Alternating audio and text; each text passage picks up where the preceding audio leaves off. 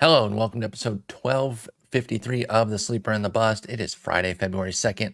I'm your host, Paul Sporer, joined this morning by Justin Mason. Justin, it's February and the hot stove just percolated back up. How you doing?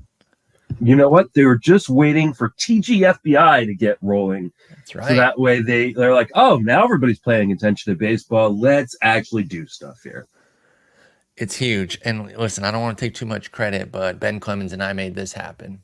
Yeah. We just did. We Mm-hmm. did. Did an OTP stream yesterday, and we were going over some cards of prospect types, talking Heston Kierstead and the depth of the Orioles system. And I was saying, everyone's on the Reds for not making a move. And as I've said on this show before, I don't really think that they have to. Jonathan India is not going to answer their pitching problems. The team that really should be making a move that's sitting on their hands too much is Baltimore. And Ben was in the chat and he's like, yeah, I'm pretty aggro on them, like that they're making a bad move by not, shoring up their rotation for some of this prospect capital that they have. And literally 7 hours later, the giant Corbin Burns trade happens, and Ben and I were texting each other. We made it happen. The Orioles must have been in the stream. So obviously that's going to be front and center about what we're going to talk about here. We actually have a decent bit of news. We'll get into shortstops. Of course, the Friday episodes are a little bit shorter because you have the heart out for work, and we weren't able to record yesterday. Shar had a seizure. For those of you that listen regularly, you know that she deals with them with a modicum of frequency, kind of like one every 6 weeks ish. And it kind of happened like right before we were about to record. And even though I know she's going to be okay, I like to monitor her all the way back until she's normal. And so we punted yesterday. But hey, honestly, it's fine because we end up with a bunch of news today, and we can get into shortstops a bit and then really deep dive them on Monday. So let's start with the news, because not only Burns, but we have three other solid moves that have some fantasy impact. Obviously, this is the biggest, though. Corbin Burns to Baltimore. Then, of course, once you see that come through, who are they going to get? What's going on? Now, I'm always bad at these because the names I always throw when you see what they got versus what I was throwing around, it shows why I'm not great at predicting these trades. But when you first saw it, what were you thinking Milwaukee was going to get? Did you have a speculation, or did you see the names right away? Because I was there right when it broke to where I could speculate on the names before we knew who it Yeah. was. I was too. I saw Oh it yeah, really you quickly. actually told me. I don't. Yeah, what am Oh, I okay. saying? Yeah, yeah, yeah. You broke it to me. Mm-hmm. I really thought it would be like a Colton Cowser kind of headline deal. Yep. With maybe like I felt like a Cowser Hall Ortiz type of deal. Like I thought it would be similar to this, but with Cowser at the top. Yeah. I was really, really surprised when it was just Hall and Ortiz. But as many people pointed out, Corbin Burns is a rental. Yep. He's going to be a free agent at the end of the year. And the market has not necessarily been very strong for trade pieces. I think it's the reason why Dylan Cease hasn't been moved. We saw a video yesterday, of AA getting asked or being told like go get Cease, and it's like I tried. They want too much. He's like, the price is crazy. Now, it's hard not to think that this won't have an impact on the potential Cease price and kind of bring Chicago into, the realm of whatever realism. I don't know. Doesn't mean they have to deal him. And of course, there's 2 years with Cease too, so they can get a bigger deal than this. But yeah, I was even higher than you. I don't even want to say what I thought it might be, because now that I look back on it, I'm like, I'm an idiot. I also didn't know exactly where the guys ranked, but I was like, oh, can this be Cowser and Mayo? And that's obviously way too much. Could have been one of those two. But honestly, I really do like this return. And we were discussing it on our group chat, me, you, Eno, and Jason. And, you mentioned that you thought it was a little bit light, but then once you kind of step back and look at it, like a legit bankable shortstop, which is not easy to find, and a super live arm that has starter potential, reliever likelihood. I think at this point, I'm not super bullish on DL Hall starting, but they have a real chance to give him a shot. They should at least see that through. That is a good return for 1 year of Burns, even somebody as good as Burns. I think the reason that it might feel like a fleecing, I'm seeing the Orioles fleeced them, all that sort of talk. No, they didn't, for one. But also for two, the reason it might feel like it is because their 2024 team feels zero impact from this because of their depth, not because Ortiz and Hall suck, but because Ortiz was like 40th on their list of middle infielders, and Hall was not somebody that they were relying on outside of the bullpen. So that's why it feels like that. But I think Milwaukee knows what they're doing. I think this is actually a pretty solid return once I kind of really digested it. And, win-win deal. I think one of the problems that I have sometimes with the hot take sports culture is we're always looking for a winner and a loser. And sometimes things are just win-win or even lose-lose. I don't think there's always a definitive winner. I think the Orioles got to feel great about getting their ace. And I think if you're Milwaukee, you should feel pretty good about getting a legit middle infielder and a nice live arm here. So I thought it was a pretty solid deal both ways. You don't seem to agree. I think you think that Milwaukee got cooked. I don't know where it comes from, though. It's a top 60 prospect and a huge arm. What do you think that they were supposed to get? I just feel like they should have got either one more piece or one of these pieces. They got the pick, too. Pick 34. Yeah. That's something. That is something. Might as well be another prospect. I would have liked this deal a lot more if it was Cowser Hall the pick. I feel like that was the fair return. Isn't a middle infielder better than a corner outfielder, though? I mean, it's just a better prospect. And obviously they weren't going to give up Holiday in this deal.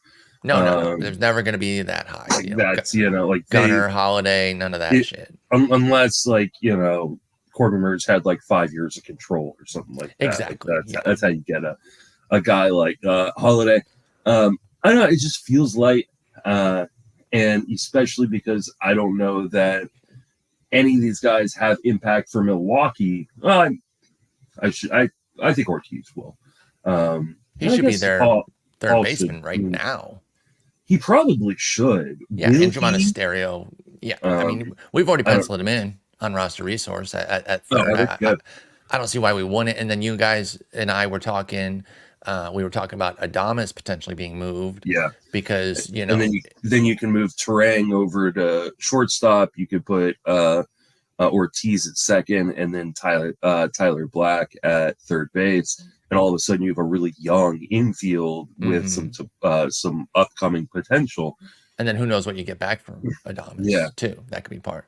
So, again, I really do. You look at the top 100 that came out from MLB. Ours isn't out yet, so we'll use theirs.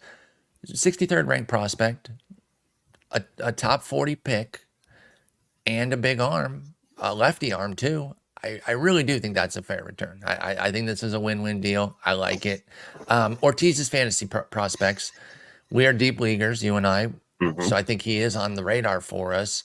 If you're in DC right now and if you're at a particular point in the draft, he's definitely getting scooped up, right? I think that actually just happened. I'm in a Speakers AFL draft, and I think Jeff Erickson jumped right on him, because it was kind of that perfect timing. So we know he's going to start to go in drafts. Where are you taking Ortiz, if you are? It was Ray Murphy, excuse me, but it was round 32, by the way. That feels about right. Round 32, we're talking about pick 500. Mm-hmm. And in that area, you can get Javier Baez, Michael Massey. Urias had gone. We're going to talk about it in a second, but I don't think Urias has got a job anymore. So, Luis Urias, excuse me. Yes, I understood. Oh, okay, yeah. I thought you were saying Ramon because we were talking Baltimore. I was like, wait a minute. Oh no, because we're going to talk about Polanco. Yeah. I was like, why would Ramon be hurt by this? But anyway, I think that's a fair price point. By the way, something in the mid to high fours, low 500s. That's the McKinstry area. Yeah. I think at this point you should be bumping Ortiz above McKinstry because, McKinstry is quadruple eligible. Where's he playing? I think, and I'll probably update my projection on Ortiz at some point today because I think you've got to give him more than 400 plate appearances now. Yeah. That will bump him up my ranks. My ranks over on Fangraphs will change finally because I have second base. the ranks over there. Mm-hmm. Um, but yeah, I mean, I don't look at Ortiz as like a huge difference maker for fantasy, Sure. but he can be an accumulator. But in order to accumulate, you need the playing time, and this is great for his overall value because, like you said, he should play. Like he should be kind of the everyday guy at third at the moment. Somewhere. And Yeah. if they move Adames, then he's definitely getting 5 play appearances. I agree with that. All right, let's talk big dog now. Corbin Burns going to Baltimore. Obviously, when you're an ace, your outlook isn't going to change too much because you're still an ace. But his win potential definitely goes up. It's a more difficult division. I'm not really moved by that in terms of canceling out the win potential. This will boost up Burns for me, even if it is only a couple spots because he's already ranked pretty high. I've got Strider, Cole, Burns. I guess actually he's not going to move up for me because he's not going to move above Cole. But I think people that might have had him 5, 6, 7 range should maybe move him up to where I already had him. So I guess what I'm saying is I'm already a genius and I precogged this. I knew he was going to be You 3. knew this was, yeah. But what do you think on Burns? What are your top 5 starters looking like? Is he in it? And if he wasn't already, is he joining it now for Burns? He was already 3 for me. So, like this doesn't change where he's ranked. It improves his overall, right?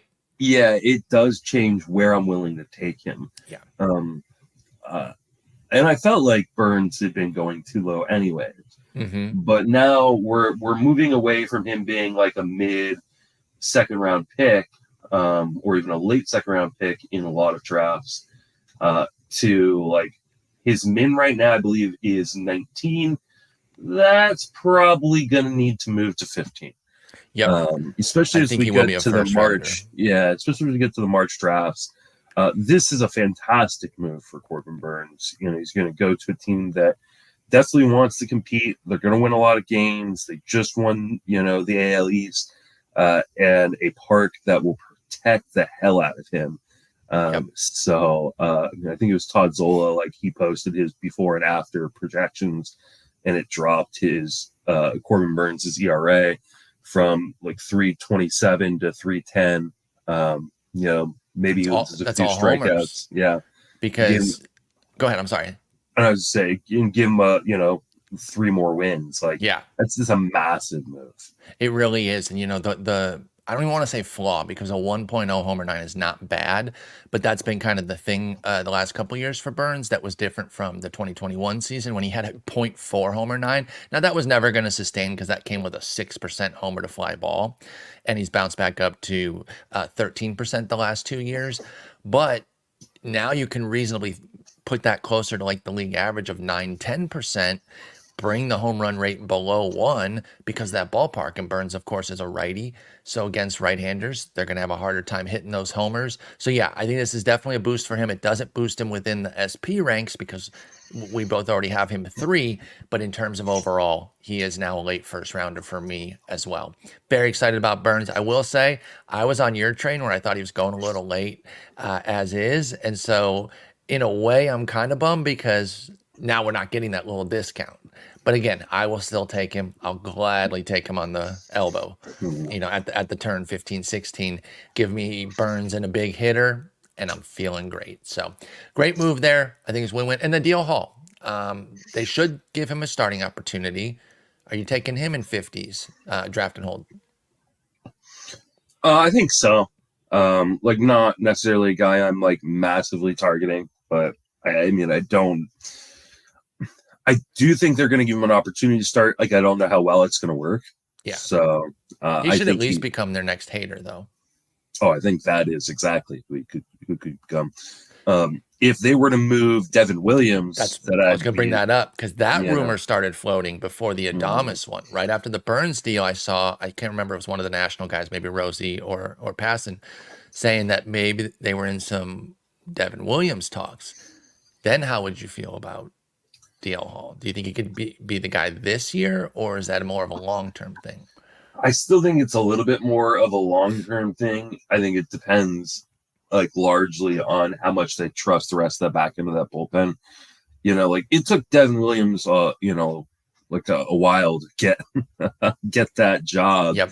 Now, obviously, they had Hader, so like they didn't need to give him that job. But cheap teams are just cheap, and if they're shedding salary, or do they want to give DL Hall like a better arbitration number? Yeah, because you get paid on. For those that don't know, you get paid on saves, which is saves and wins and all the stupid things all of the that like old baseball card shit. It's so dumb, dude. Like batting average, but yeah.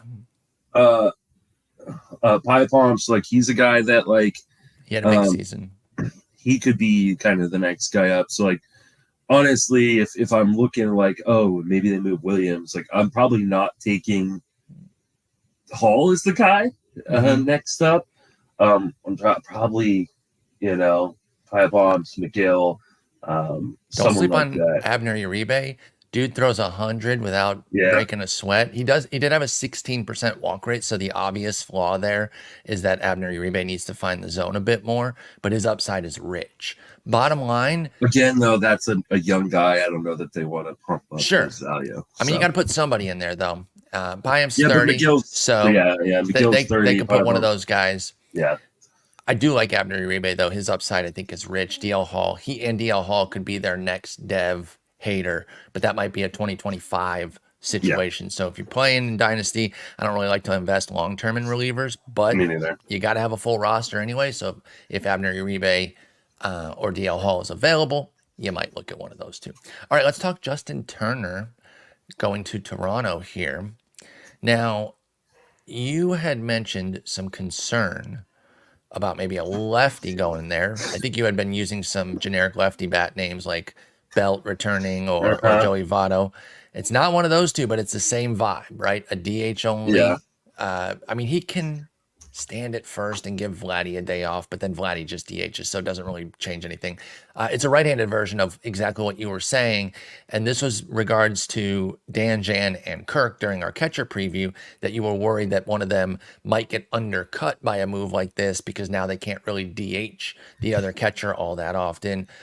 Before we talk about the fallout for one of the catchers, what do you think of Justin Turner to Toronto just straight up?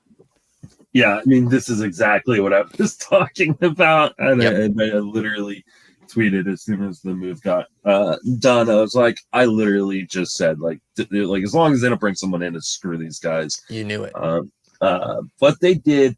I love this for Justin Turner, and Absolutely. I love this for the Blue Jays. From a fantasy catcher perspective, I hate this. But Turner, when he's on the field, is a fantastic player. The Blue Jays also have a hole at second base.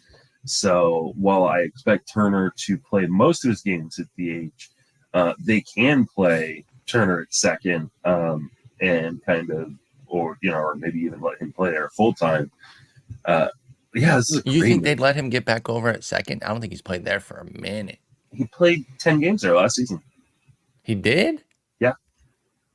He's eligible at second base. Justin Turner? Yeah, we do, on top of his player page. Looking at it right now.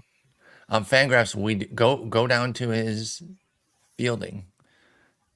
Under inside edge. I just look at the quick look. Yeah, I see it now under advanced fielding, but for some reason, inside edge fielding, which was what I had scrolled down to, has him last playing second base, Justin Turner, in 2015. I move up to the advanced fielding tab, and now I'm seeing it, 49 innings there. That'd be interesting. That would, I'm not really bought in on Davis Schneider, so I think that there is some plausibility to it.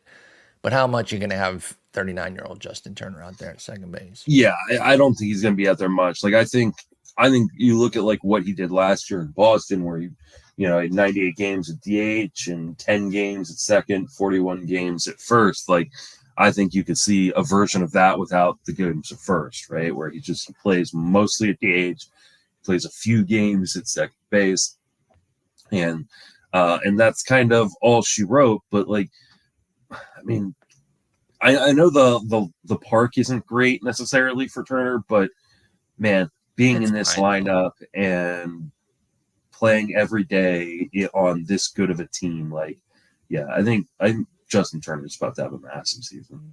Another one, you mean? Yeah.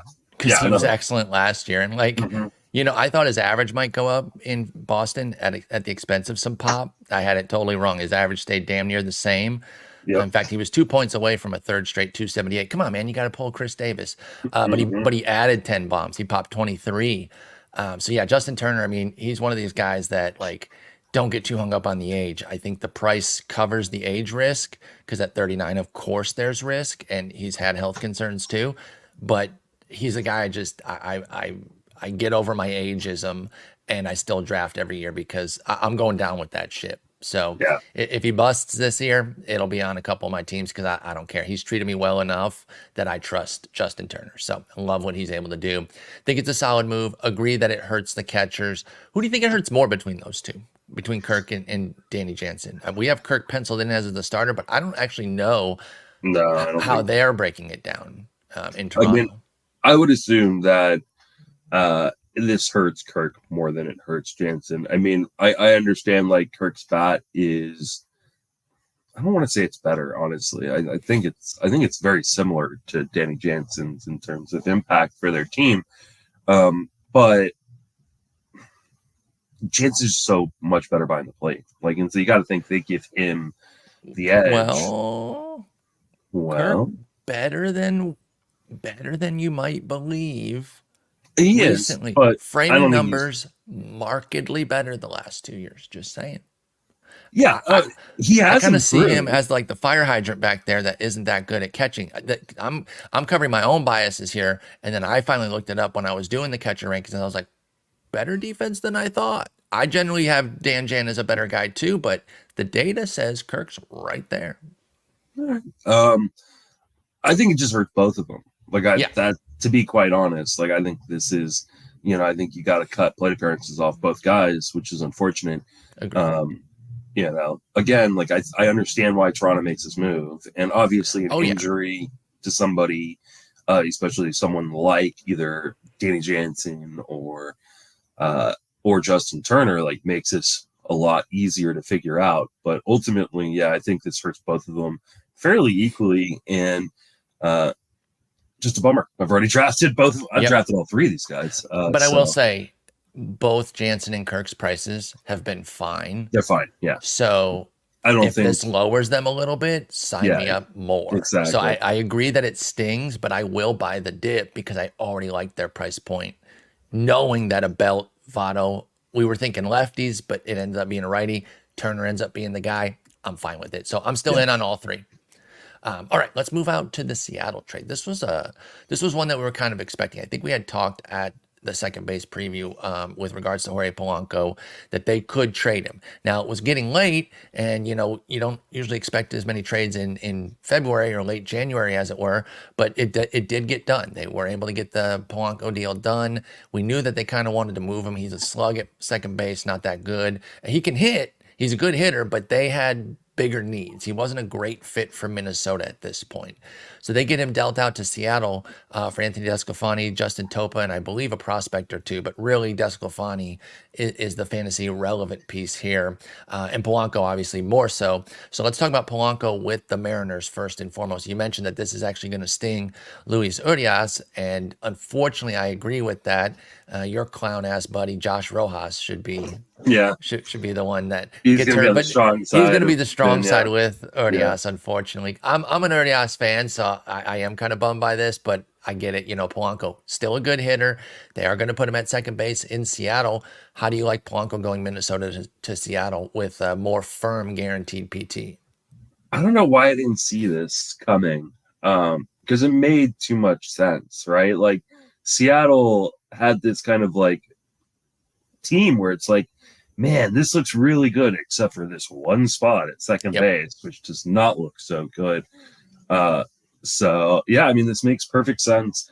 I think this is one of those kind of win-win deals. Minnesota needed to get rid of Polanco. They add to their pitching depth. So that way, Fluid Varland does struggle again. Like Mm-hmm. Desclafani can kind of come up and be that five. Um, so yeah, I mean, it made a lot of sense for both teams. I love it for Polanco because I really felt like he was going to struggle to find playing time. They Yeah, are really high on Edward Julian, as am I. as they Uh, should be. Yep, we both share that outlook. and now they kind of get rid of Polanco, and Polanco can get full playing time in Seattle as long as he's healthy. I don't think this busts Polanco up too much. Agreed. Because that's a big if. The health history has not been great, especially in recent seasons. But yeah, I mean, at least he's getting full-time playing time, so it makes me a little bit more interested to jump on Polanco. Yep. And that's part of what made him a tough fit there was they just have so many of these injury guys up the middle that they can't rely on. And he doesn't bring great defense in the first place. Yeah. So, you've got these guys that have health concerns, plus you acknowledge Julian, who, again, we both love, saw him at the Fall League, and he had a nice little debut this past year. So it just made too much sense. Solid win-win. Don't sleep on the Topa deal. He's not going to close or anything, but he strengthens that bullpen, which has now become really, really strong. And, a small boost to all of the rotation that the bullpen gets better because Disco's going to be in there as well. So adding two nice pieces there, and then Disco, like you said, is the 6 in case Varland or Paddock or even Ober, who I know you're not as keen on. I love Ober. I think he's a G. No, but I don't like you and I. And you said he's the worst pitcher you've ever seen, and you called me an asshole, which I thought was completely out of pocket to call me an asshole for that. That is the in pocket part. That's the part that makes sense. Nobody will disagree with that. No, like I wasn't saying that like I dislike Bailey Ober. Quite the opposite. I like Bailey Ober.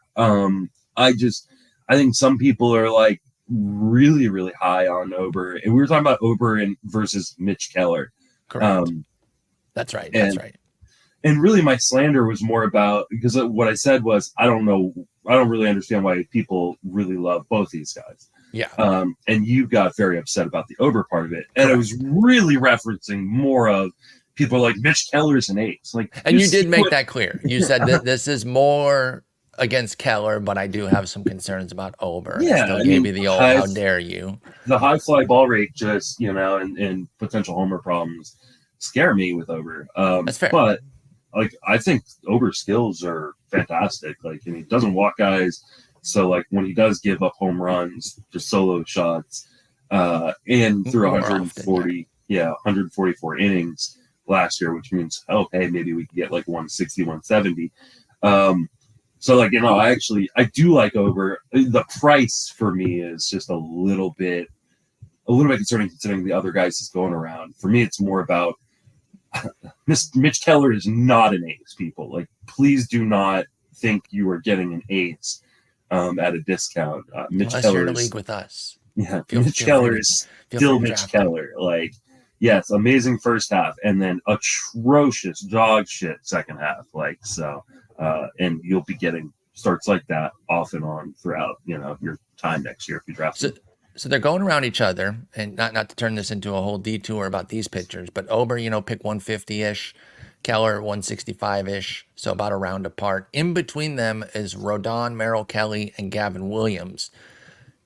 Any of those three jump out to you as way better than either Ober or Keller? If Rodon is healthy, he is. But if Rodon is healthy, yes. He's going 50 picks higher. So I know we say this about a lot of guys, so I want to be careful not to overuse this idea. I do like to say this, but once he gets going in spring, if Rodon's out there cooking, he's going in the top 100. I guarantee it. Like, throw a few good grapefruit starts and Rodon. I'll be part of it. I love Rodon. Absolutely. I just want to see him pitch healthy, and I will also. He doesn't even have to pitch well necessarily. He just has to make his turns. Like he if his velocity comes out and you're like, 96, I'm taking Rodon in the top 100. Yeah, if they say he's going to go 3 innings and he goes 3 innings and he goes 5 innings and he goes 5, if he's meeting the targets that he's supposed to go, I don't really give a shit if he's giving up runs. If his velo's there, his slider looks good, I'm in on Rodon. So I agree with you there. What about Gavin Williams or Merrill Kelly? Do you like them better than Ober or Keller? I think I like them both better than Keller, but Williams and Keller is kind of interesting because I think Williams is a very Keller-esque type guy. Like, hey, the stuff, like, man, but the control, the consistency, is scary, and the consistency is a big deal. Kelly, I feel like is a fantastic price. Like, I think he's being slept on a little bit. So agreed. But I think I take Ober over Williams for sure. But Kelly, Ober v. Kelly for me is probably like, where's my innings at? Because I think the exactly. expected Yep, innings would be higher for Kelly. absolutely. Okay, Um, cool. I just want to see where you were on a few I guys. think I take Kelly just because that defense behind Kelly is so good, and I think he'll get close Yes. to 200 innings, and so I probably go Kelly, but I can see the argument for Ober. Okay, I think that's totally fair. Yeah, and again, most of your point was against Keller. Yeah. I just took offense because I love Bailey Ober. Let's talk another pitcher who's quite a bit further down the rankings here at a pick 350. James Paxton signs with the Dodgers. We know it all comes down to health with him, right? That's covered in the price point. He's another guy who could rise with a nice spring. I don't think he's going to rise too crazily. I think he would still be, perfectly buyable. But what do you think of James Paxton? He's penciled in right now as their 5, which, by the way, like does kind of expose that maybe their pitching is a little light for a team that we're already giving the title to, right? And I'm always nervous about giving a team the title in the offseason, right? How many times have we seen that blow up, Mets fans? So, I think they'll be fine. I think the Dodgers are going to be a strong contender. They're going to make the playoffs, and we'll see what happens in October. But as much as I root for Big Maple, I understand the grave concerns about his health. Does LA have magic for Paxton as well? Are you excited by this? You moving on that 350 price point? Now we do need to point out when we say like their rotation is thin. This rotation that we've got posted over on Fangraphs, one, I don't think it's correct, and two, has Michael Grove, Emmett Sheehan, Yes, Kyle and Hurt, Gavin Stone. all Gavin Stone, all in the minors, right? Yes. So like, and when I say I don't think it's correct, it's because I think they're running a 6-man rotation. They've said that they're going to be on Yeah. a 6-man, and Bueller isn't necessarily going to be ready right away. Yeah. So that it's going to strengthen as the season goes, right? Yeah. And I think I made a comparison to them on a recent episode as like the Spurs, like the old school Tim Duncan Spurs, where they're worried about just getting to the finish line. So they are going to massage their way through the 6 months. So don't freak out about it. But yeah, on a 6-day, do you like that for Paxton to maybe help keep him healthier and get to like a 130 inning total? Like where are you at on Paxton? Yeah, I mean, I think this is like an amazing gamble by the Dodgers, and I tweeted out like it's even more amazing when you look at the deferrals and you realize he's getting $1 a year for the next 14 million years. So like that, like I mean, again, just the Dodgers moving the system to their liking. I don't think he's going to live long enough to get all that money, man. I mean, Paxton's one of those guys, like, I don't know how many innings you can project from him, but I feel like they're going to be good innings. And he's on the Dodgers where he's going to get wins. Like, this feels like, hey, we've got a month before Walker Buehler's back. If we can just get a really good month out of James Paxton, we'll be fine, right? And anything on top of that is cake. So... like I think when Paxton's in there, he's going to go 5 or 6 innings and pitch well and give the Dodgers an opportunity to win. And that's going to guy I want on my fantasy team in a fab league. Now in a draft and hold, if that's what you're drafting right now, I'm not probably taking James Paxton, but I am definitely, once I start doing my my main event drafts, my other leagues where I can drop a guy off my roster, TGFBI perhaps. TGFBI, like I'm going to take a shot at James Paxton because there's not a massive investment. It's going pick 348 right now. So we know that's going to go up though. Where do you think that goes up to with the Dodger tax? I mean, it may go up a little bit. Like maybe it jumps up. Probably it's past Mania. Maybe the 325-ish. Okay. What if it goes? Let's get aggro. What if it goes to 300? Severino and Lance Lynn are right there. Slot him right in between those two. Severino, Paxton, Lynn. Where are you at on that trio? I think that's a fair spot for him, to be quite honest. I mean, I still prefer Lynn to both of those guys, just because we know you do. you're gonna get innings. I know. Like, I can't and quit him either, by the way. I'm not yeah, dogging you out. I love Lance I Lynn, no should. matter how much he hurts me. But I okay, was on a podcast and someone asked me about Lance Lynn. Like, are you back in on Lance Lynn? I said, yes, I yeah, am. Do not follow my advice here, though. This exactly. is this is Yes. this is. I Let I me do this enjoy alone. pain. Yeah. Well, like I shouldn't be. There's nothing in the profile that tells me like this is gonna be turned around on. But except for batters are gonna turn around on him and yank him out of the goddamn yard. But I just can't give up a guy who I think can throw 200 good innings. Yeah. Still in a great park, the great defense by them, So like, but yeah, that's a mistake. That being said, like Paxton and Severino are potentially huge mistakes too. They're a righty But lefty version of each other, right? Like the yeah, upside is rich, but the downside is massive. You could end up with 20 innings very easily. I mean, he may not make it out of spring training, to be quite honest. But if he does, I feel like whatever innings they do get are going to be pretty decent. So I'm probably if I had to like rank them, I'd probably go Lynn, Pax, and Severino. That's fair. Yeah, I think that's totally fair. And if the Dodgers have a fix for Paxton's home run situation, which they temporarily did for Lynn, and then it came back with a vengeance. But if they can figure that out with Paxton, then yeah, those can be some pretty solid innings there. And yeah, I think a 50 pick jump is probably the highest it would go. I'd be surprised if people are really going to get that fooled by Paxton beyond that. His issues are very well known.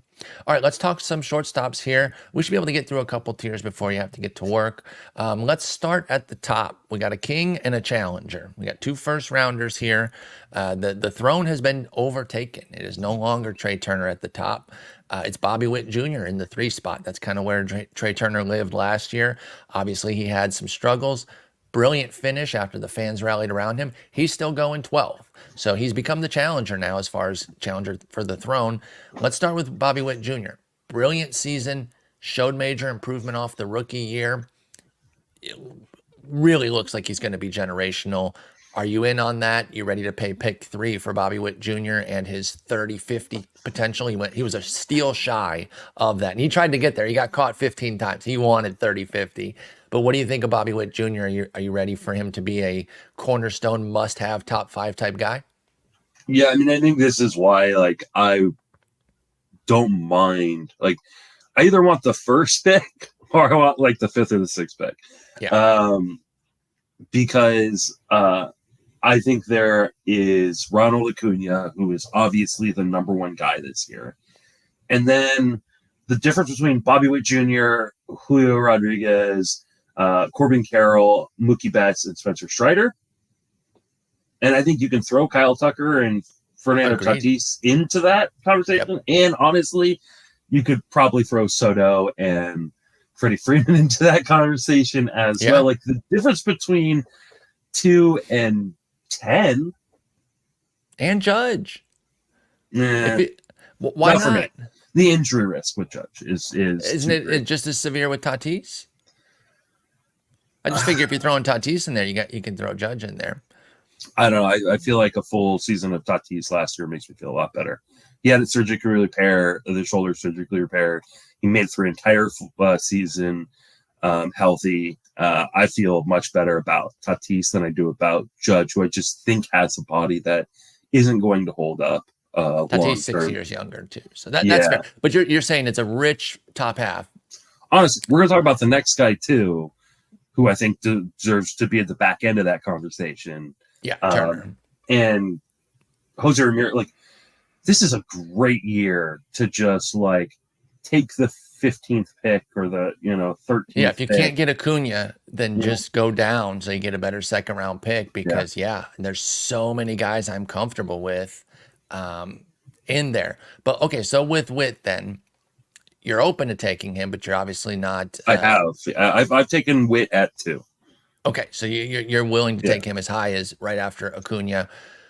Do we see more, or is it just more of the same, which would be fine, by the way? Again, he was a steal shy of 30-50 with a 276 average. He added 22 points to his batting average, cut down the strikeout rate nicely, a nice little dip down to 17%. Raised the walk rate, but it was only 1 point.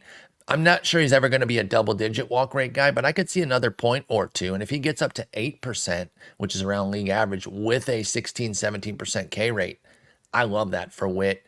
Again, do you see more of the same, or do you see him getting the 100 plateaus on the runs and ribbies, which he came just shy of last year? What's in store for Witt in year 3? Yeah, I mean, I think it's surprising because you think about a guy who, like I don't know that he was ever like expected to be like a big hit tool guy. And so like I think a lot of people were pleasantly surprised by the 276 batting average. Yeah. Would it be more surprising to you that his XBA was 297? Dude, that could be a rockets the real ball. spot of growth then Yeah. for Witt. If he starts putting up a 290 plus and just keeps doing the same with the counting categories, now you're talking about an Acuna challenger. Because as much as I love Acuna, I don't think he's going to repeat. I think he's going to be amazing. I think he's totally the number one pick and got no issues with that. But we're not projecting him to repeat that historical year. Yeah. So then if you start boosting Witt's average, he's right there. And then it's outfield versus shortstop.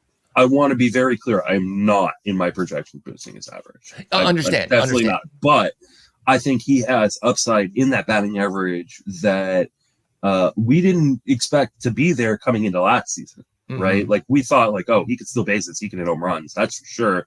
Hopefully the Royals is good enough around him where he could put up runs and RBIs at a prodigious rate.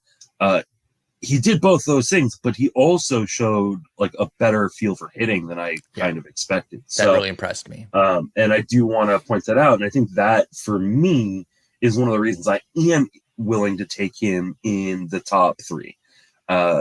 Because you get those stolen bases, you get those home runs, and now you have a potential of not just having a decent batting average, but a batting average that doesn't hurt you at all. Like, I mean, the fear with me with Witt was like, yeah, you're going to get all these counting categories, but you're also going to, he's probably going to hit 235 or 240. And like that hurts when, you're talking about 700 plate appearances or whatever. So, but now I'm like, okay, I think the batting average floor is better than I originally gave it credit for. And I think there's some upside there. So, and I think the Royals are getting good. Like, yeah, they're not. You've been on that train the Dodgers, but like, yeah, I think the Royals are getting good. So I do think 100 with potential for more is there. So yeah, I mean, I have a lot of debate, and I think it really changes from contest to contest. Which guy, if I am stuck at 2, which guy I'm going to take. But and I think in my last draft. I've had 2 once and 3 once. And in my 3, I took Mookie Betts, but it was a gladiator, and you can't make changes in season. And for me, the batting average upside on Mookie Betts was really important in that format.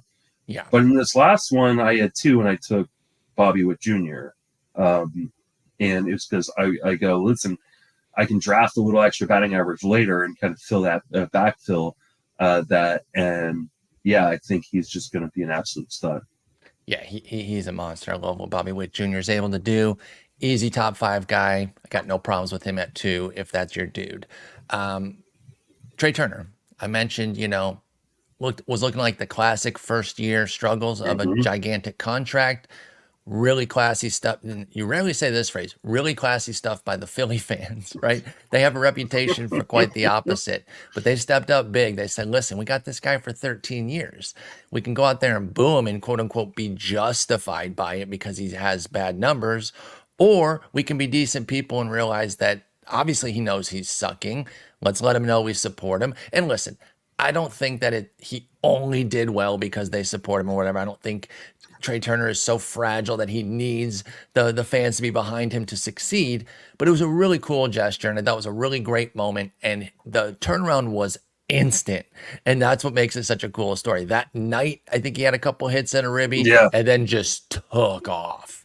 And was really Trey Turner down the stretch. Now, the funniest thing, or not the funniest, but like kind of the weirdest thing about that was, remember how amazing he was in the WBC? We thought Trey Turner's going to have the season. And it seemed like he used all his juice in the WBC, but he got his groove back, finished strong. Now he's down at 12 because of the depth of the first round. Is he a sneaky bargain in the late first round, Trey Turner? What do you think? Absolutely. I mean, I think, like as I was just saying, like I think he belongs in this conversation to be a guy who is the second overall pick. Like, now I understand why he's not going there. He had a down season, but you look at what he did in the second half, man. 292, 348, 555, triple slash, 16 home runs, 11 stolen bases. Dude was a beast. Like, he was just a beast in the second half. And he does something that a lot of these other guys either can't do or haven't done yet, which is 700 plate appearances. Yep. Like, I mean, dude you clocks in every day. You get 700 plate appearances from Trey Turner. And so for me, like right now, he's currently going off at pick 12 on average with a min of 9 and a max of 20. Imagine being in a draft and he makes it to you at 20. Again, this is why I'm totally fine drafting as back end, because there's going to be a guy that drops in that second round more than likely that shouldn't have. Burns Turner on the wheel there. I would be in heaven. I mean, there is a realistic opportunity for in certain drafts to be at like 15 and get Turner, Jose Ramirez, who were going like 2-3 last year. Like that would be unbelievable. I would do that in a second. Yeah, absolutely. Like I'm definitely going to be looking at drafting at the back end of some drafts here. All right. So, but that being said, like I think he should be going above Aaron Judge. I think he should probably be going above Juan Soto and Freddie Freeman. And I think there is a real argument that he should be going above Tatis and maybe even Kyle Tucker. I think Trey Turner is being slept on. And I think it's funny because until like a year or two ago, like Trey Turner was the middle of the first round guy that like me and other people were going, I think he should be a top of the first round guy. And now he's back into the first round guy. And I'm like, I think he should be a middle to top end of the first round kind of guy. Sign he's me always up. Just a little bit slept on. And I'm here for it. Yep. I can't agree more. I'm not going to just reiterate that so we can move on because I love Turner. He's awesome.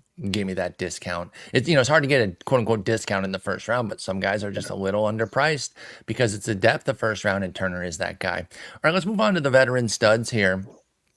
And we'll start with Corey Seager, whose ADP is about 20, Francisco Lindor at 26, and Bo Bichette at 38. Seager, there was just some news about sports hernia surgery. It isn't expected to be a major issue. I think it could maybe yield a couple pick discount because, news like this, I wrote this in my shortstop rankings when I did the update. I said, news like this often draws an overreaction because we're starved for information and want to feel like things have impact.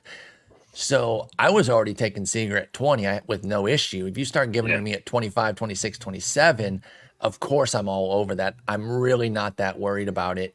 I was already baking in, about 140 game season anyway, just because Corey Seager generally misses sometimes. So this doesn't move the needle for me on the negative side. What about you? Are you worried about Seager and the sports hernia surgery, or are you taking him in the 20s? It definitely moves the needle for me. Just because we don't really have a timetable. Like the Rangers said they're hopeful he's ready for opening day, which means he may not be ready for opening day, which means he may actually miss some real time. And I've seen some people speculate that he could miss the first month of the season. That would suck. Which, then you're taking a guy at 20 who definitely does not have 600 plate appearances in him, and 600 plate appearances was a risky proposition for a guy like Seager anyways, right? He's always just a little bit banged up. Great when he's on the field. So I am probably not taking him in the second round of a 15-team draft, but I'll take him in the very early third round, right? So You like might get him there. There is a data point here. It's an outlier. It's a very clear outlier, and we don't have a lot of data since this news came out. But he went 43 for Seager. I would take that, because I would take that all day. then you're talking about him going around guys like C.J. Abrams. We're going to talk about Hmm. Bo Bichette, who are past Bo Bichette. I think that like the 30 to 35 range is probably where I'm at. Okay, that's not unfair. I think that's fine. Because I honestly can make the argument, well, Bo Bichette's not as good, but Bo Bichette's going to get 600 plus plate appearances, so maybe it evens out a little bit. I can't make a similar claim for CJ Abrams. Like Yeah, I love CJ Abrams. Like CJ you're Abrams was my dude last year. you're a But Abrams guy, he's being overdrafted right now, I think, big time. and I can't imagine pushing Corey Seager behind him. Same. I'm not gonna do that. Like Yeah. Abrams could steal 70 realistically. Like that's on the table. I don't give a shit. I'm taking Seager and the discount. So maybe this discount's gonna be bigger than I'm thinking, because yeah, that news a little bit worse than what initially came out, where they were saying they weren't worried. But now they're saying he might miss some time early on. Okay, well give me a round discount off of pick 20. Give me 35. I'm in still. I think this is just a really good example of how cognizant you need to be of your risk profile, right? Like, Yes. if you take Corey Seager, be more careful with the rest of your draft, because you may be starting the year with an injury. You get hit with I think it was 2022 in my main event. Like, I got hit with, like, I didn't draft any injured players, but I got hit with a bunch of injuries early on. And I was like, oh crap. Like, it was like, it started in April. Like, Yes. and They could come at you quickly. yeah, had I drafted like a bunch of injured guys, like I would have been in a lot of trouble. But I definitely had to drop one of those like dart throw guys just so I could survive the month. Yeah, exactly. And we talk about, being careful with taking on too much risk. If you do take Seager, you should really lean towards stability with the rest of Yep. those top 8 to 10 picks of yours, the best you can, right? You can never guarantee anything, like you said in that 2022 draft. You thought you had safe guys, so that's why you really got to try to avoid those guys that are already going to miss some time, because it piles up quickly. Francisco Lindor. I wrote this in my shortstop rankings. I said, can you have an underrated 30-30 season? And I was like, insofar as you can, Francisco Lindor did that, because I feel like he it's not really getting talked about. And he went 30-30 here. Just kind of quietly with the Mets, right? Like nothing seems to go quietly in New York, and yet because they flopped against expectations, all of a sudden the second half of the Mets season was invisible, and I think that kind of pushed Lindor down. He's still picked 26. He's not cheap or going entirely too late, but I think that's a really fair price for Lindor at pick 26. I will gladly slot him in if I don't have an early shortstop, because I think he's just going to kind of keep punching the clock on excellent seasons, year in and year out. Where are you at on Lindor and his relatively quiet 30-30 season? It's weird, right? Like, it's so weird. Like, dude can go 30-30 and nobody's talking about There's him. no hype on him. And I think it's an age thing. Like, I think it's like a gotta be like oh, look at all these young guys who, went 25-25. Let's take them and ignore the 30-30 guy because he's 30. Yep. But yeah, no, I agree with everything said. Like, I think he is kind of a steal at where at his, or not necessarily steal, but I think he is not. I think he's a little bit undervalued, considering he is a known quantity, a guy that we know he's got batting average upside too, because we've seen 300. It's been a little while since 300 season, but 270 seasons and things like that, kind of in the profile. Yep. And again, a plate appearance guy. Like, 687 plate appearances last year, 706 in 2022. Like, That's huge. Like, he plays every day and he delivers all the categories. Yeah, I love Lindor. 31 for 35 on the bases too. He's just so steady and Mhm. awesome. Love Lindor, easy pick for me. If I do end up getting one of the earlier first round picks, come back around in the late second round and give me Francisco Lindor, love that. Third rounder, Bo Bichette, like we said, Seager could be joining him right now. Seager's ADP is 20 versus Bichette's at 38, but with the injury news, Seager could be pushed closer. Bichette at 38, he's pissing me off, man. Like I can't figure him out with the speed component. I think I'm still very bitter that I jumped off of him as a speed guy going into 21 because I was like, okay, maybe he isn't going to run like he did in the minors. And then he goes 25 for 26, and I look like a dumbass. I was like, okay, well, now he's a speedy guy. Then he goes 13 for 21 the following year and just 5 for 8 last year. So now coming into this year, it's built into the price because he's down to 38. But I'm putting him down for like, low to mid 20s homers and 8 to 10 steals, which would be double of what he did last year. But that's the max I'm giving him. Great batting average, strong runs and ribbies. But where are we at on Bo Bichette, specifically the speed? Are you out on it? Do you think he spikes another random season? What's going on with Bo Bichette? I don't know what to make of the speed. I really So don't. dumb. Like, I'll probably have his projection down for low double digits, right? Like 10. But there's risk to that because, like you said, like that's twice what he did last year. And it's not a matter. I mean, I guess it is a little bit of a matter of efficiency. Like he was 5 for 8. But like it's really just a matter of like he's just not running. Like, and I don't know if this is Could be organization. self-preservation. Yeah, it could be. Yeah, like self-preservation. I think could definitely play into it.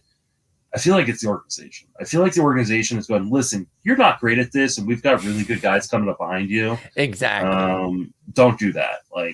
Because like self-preservation for a guy who had back-to-back 700 plate appearance seasons, like why are you worried? That's true. About, He is pretty, although he was hurt last year though. So, but that would, if I'm saying the self-preservation started in 2022, you're right. He's been a healthy stalwart. So Toronto saying, don't run us out of innings because we got Vlad Jr. and we got George Springer. Exactly. We had Matt Chapman. You're gonna get around. We don't need you to get around that much faster. Like exactly. So I think like he is in many ways like the opposite of Cedar, right? Like Bo Bichette is a young dude with a really, really high floor.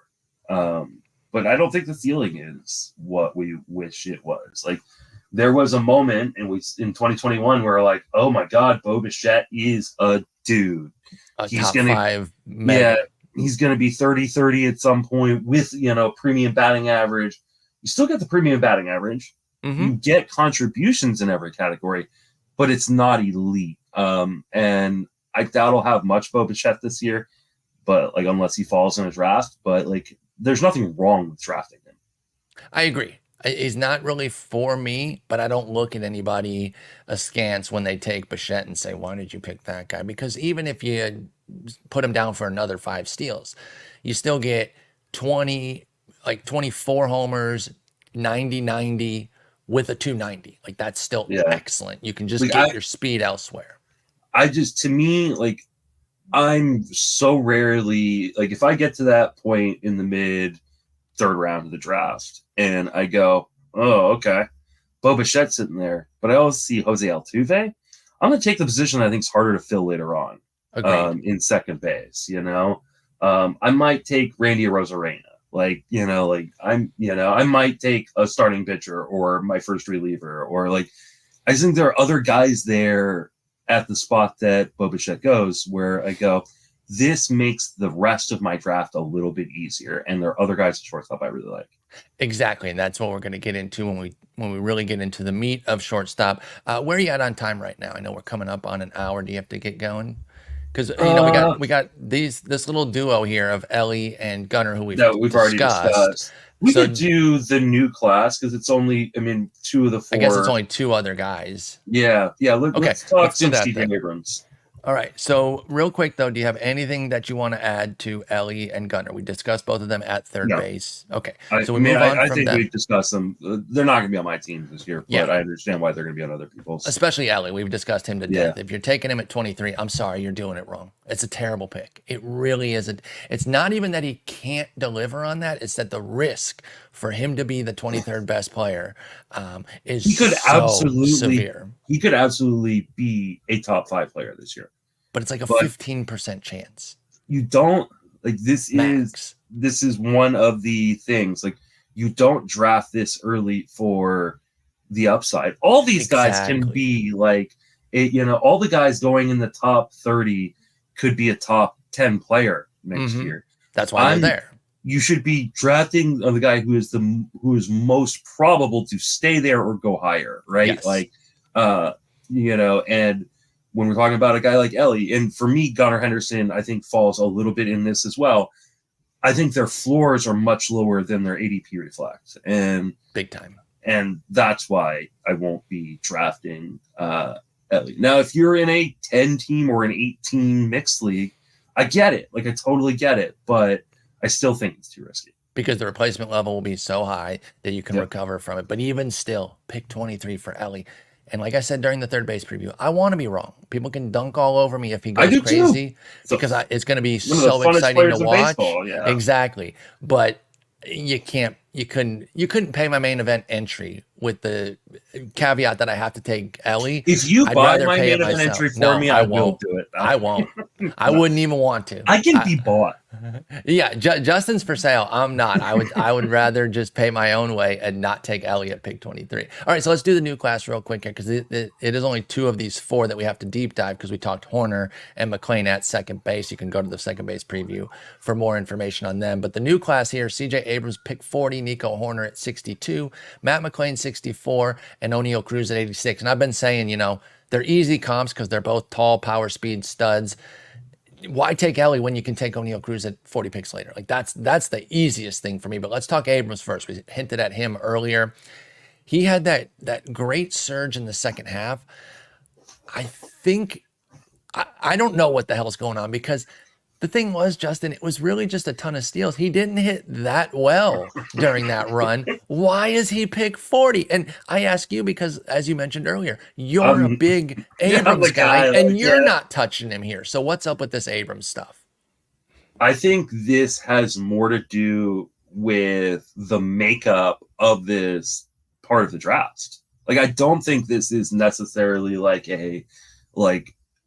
maybe I'm wrong, I know I've already seen this, so I know this does play into it. People are projecting more. Like, people are going, oh, former top prospect, he broke out last year, he's 23, there's another level.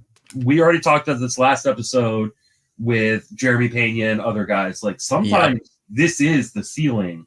And I'm not saying that, like, CJ Abrams can't, like, repeat what he did in 2023, but, like, if you're taking a guy who has these type of plate skills and you're going, I'm projecting more, like, where does the more come from? Because he doesn't walk. And the team around him is atrocious. They just signed Joey Gallo to be that everyday player. Like, hell yeah. Like he had 64 RBIs. I don't know that that's going up necessarily. So, like, no. Like, he's never going to be a batting average guy. Well, unless he runs a hot BABIP, but you can't project that. So your point is taken, but, like, he could get lucky and run like a 340 BABIP for a full year, but you can't project that for Abrams right now. Absolutely. I mean, my projection on him can be like 250, which I'll take, like, because you're getting 50 stolen bases probably, right? And you're not getting nothing in the homers. Like, I think teams home runs is what he's going to do. Ribbies or SBs for Abrams? They're going to be close. They're going to be really close. That would be, man, I know that, like, that's a hard bet to find, but, like, that'd be amazing. Like, the odds on that would actually be worth taking a shot at. So, yeah, for me, I think this has a lot to do with, I think there is a soft part in the ADP where, once you get past, like, pick 40, like, or the majority of the quote unquote elite starting pitchers are gone. You've already had, like, that first tier of RPs kind of go. And there's a drop off, right? Like I love Altuve, I love Rosarena, I love Adolis Garcia, but like You those would. aren't guys who they're not like the fresh new face, and Yeah. Abrams is, and so I do think so. I think Abrams is overrated. I do. I don't think he's massively overrated, but again, I think this is another situation we were just talking about with Ellie De La Cruz. Is this does not reflect the downside of CJ Abrams because you just said, well, what if he gets BABIP luck? What if he gets really bad BABIP luck? Like Exactly. And he's hitting 230 with or 12 and 210, like 38. Yeah. yeah, like and yeah, you get 11 home runs and 40 stolen bases, but Not like worth it. that isn't worth it, especially when you're talking about a guy who probably isn't going to break 70 RBIs and definitely And where's not the runs going to be exactly with that team? So You heard it there, folks. I mean, again, you're one of the biggest Abrams guys out there. He And won so me for a you to bunch of put money, and I thank him for that. And I'm going to I've already drafted him in a league because I got him at like pick 58 or 60. Okay, so that's perfect because that is his min or his max right now since July 1st or since January 1st, excuse me, 38 drafts. If that was his ADP, how much different is the story? If it's a 20 pick dip, because you said he's not massively overrated, that Abrams is overrated. Is 60 a fair price that if he was down there, you'd be more comfortable getting multiple shares? Or was that just to make sure that you got one ticket for a guy that you No, I it's funny because like, so in this tier that we're talking about right here, it's Abrams at 40, Nico Horner at 62, Matt McClain at 64, and O'Neal Cruz at 86, right? I think that Abrams, one, I don't think O'Neal Cruz belongs in this one, or in this tier necessarily. I know we're just grouping guys together by kind of like what they do, as opposed to exact price. But like, I think that the top three guys are actually a tier, an ADP tier, where it should be Nico Horner, then Abrams, then Matt McClain.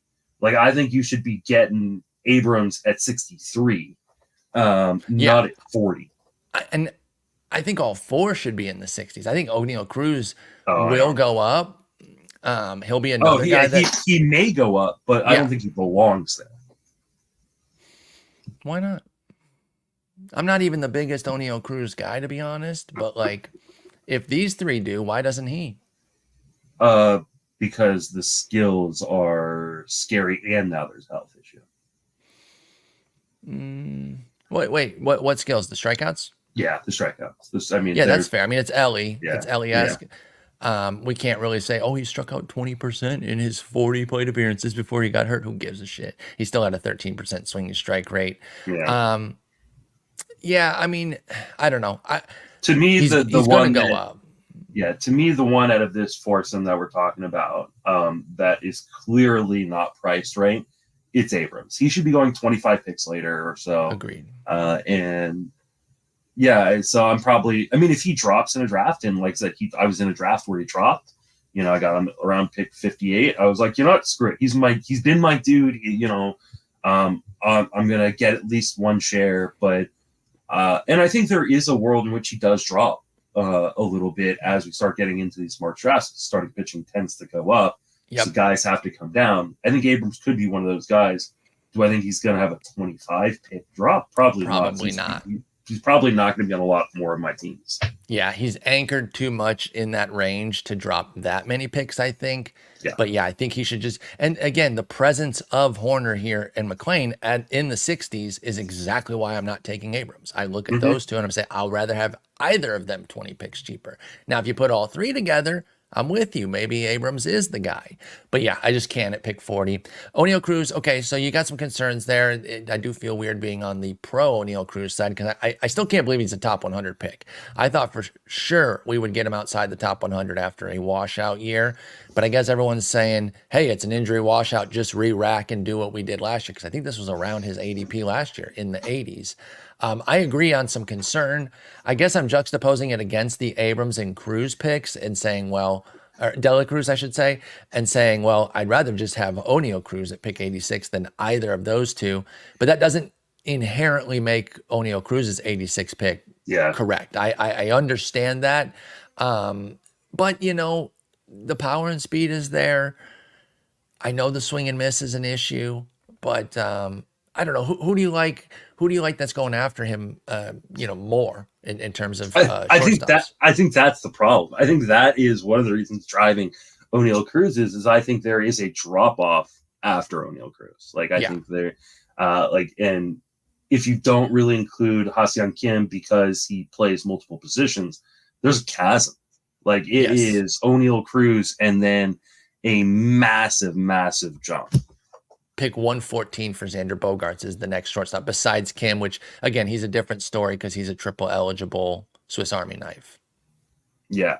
So, I mean, O'Neal Cruz, another one of these guys that's been one of my dudes, right? I was gonna say, you used to be the one talking him up. Yeah, but like everything is price related, right? Mhm. Like, so like I think it's really, But this is the important. same price as last year, and you liked him last year.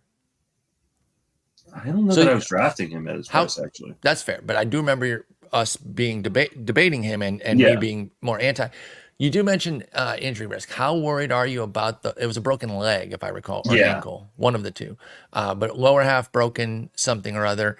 How concerned are you about that coming into this year for O'Neal Cruz?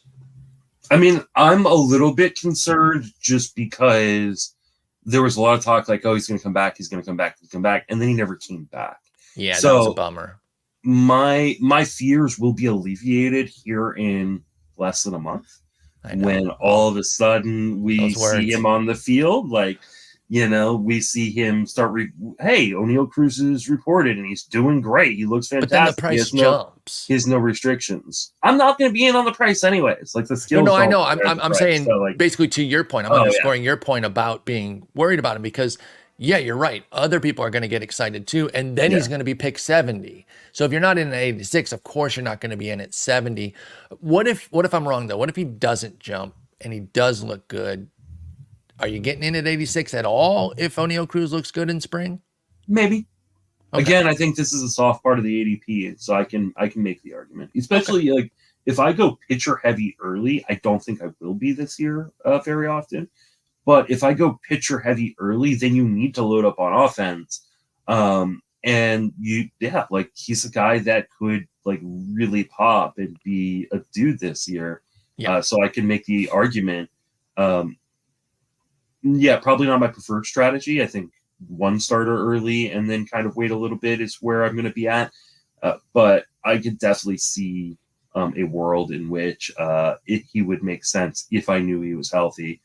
I do think he moves really up the ADP though once there's proven health. So 110 mile an hour homer. Again, I know I use this a lot about the spring training thing, but it's true. Like I'm not using it because I'm making it up. It's true. There's certain guys, people see them pop in spring, they get that confirmation that they're good. They're good to go. And then all hell breaks loose on the price point. And so, O'Neal Cruz could be somebody who, is pushing up into the 70s or even the 60s with a strong spring. So be careful there. But rich class here for shortstop. And we still got plenty more to talk about. I think there are some cases to make to wait a little bit too if you miss out on some of these guys, because we're going to talk about a lot of fun players on Monday. So we will get to that. Justin, I hope you have a great weekend. Do you think, just as a prediction, do you think that Bellinger or Snell signs over the weekend and we get to open the show with that? Do. Or that maybe you get to talk about it on Sunday with Jason? I do. I think one of these guys signs. Okay. Do you want to have a prediction of where or who, or just say that one signs? I think the Yankees get freaked out by this. And they this go move. get Snell? And they go get Snell, yeah. Okay, now that would be hot. Yeah, and we would be talking about it back to back. If it happens on Sunday and you and Jason get to talk about it, I got or maybe Toronto too. Like that would be. If they went big for him too. I think maybe Toronto goes, okay, well, listen, we missed out on Ohtani, but we can't fall behind, and now we're falling behind. So, or maybe we get a C steal too. Or maybe Tampa Bay goes out and signs Mike Clevinger. Game changer. they're not gonna sign anybody big, so I just like had to throw No, that is some shit that they would do. Random name, yeah, exactly. So, But all right, well, we'll get back into shortstop. breaking news though, while we were recording, I don't know if you saw this. No. Theo Epstein, the Red Sox. Oh, I did see that. Yeah, he's going back to them in like an ownership type role. It's an advisory type role. Advisory type roles. Yeah. So that's interesting. You know, bringing back the guy. Could they go out and make a big move? You know, they're not seen as one of the major contenders, but they're not bad either. Right? Like they're on the fringe of playoff contention. What if they went out and made a Bellinger or a Snell move? I don't think Bellinger's a great fit. I think their outfield is pretty full, but like they could certainly use Snell. I'm not saying that they're going there, but like what if John Henry opens up the pocketbook a little bit? Or Jordan Montgomery, that would be a really interesting fit. I mean, I'm surprised that the Yankees haven't been tied to Jordan Montgomery at all. Like they raised him. Why wouldn't they want to come back in? Bring him. I love Jorman. I loved him as a Yankee. Jordan Montgomery's, I think, wife now, it was fiance at the time, was doing like a 3-year like residency in New York. That's one of the reasons he didn't want to be traded. That's right. I remember when he got traded, he was bummed. So like it actually would make some real sense, like for them, like he wants to be in New York. Maybe you know they must not want him, like because I have not heard that rumor at all. Like we haven't heard shit for rumors on Jorman, and he's really good. So we'll see. Hopefully the hot stove. Hopefully this fires everything up. Let's get a Cease trade. Let's get Snell signed. Let's get Belly signed. Let's get Monty. Let's have so much news on Monday that we have to push shortstops. That would please me. Not because I don't want to talk about shortstops, but just because there'd be tons of news. That'd be great. Stoked, yeah. All right, Justin, I would do a 2-hour episode that day. I'm down. Know what? I'm moving my chat to later, and let's marathon this. If the news makes us go crazy, I would clear the schedule for it. Are you going with Jason on Sunday? I am. Okay, great. So enjoy that. Have a wonderful weekend, and I'll talk to you on Monday. Take it easy.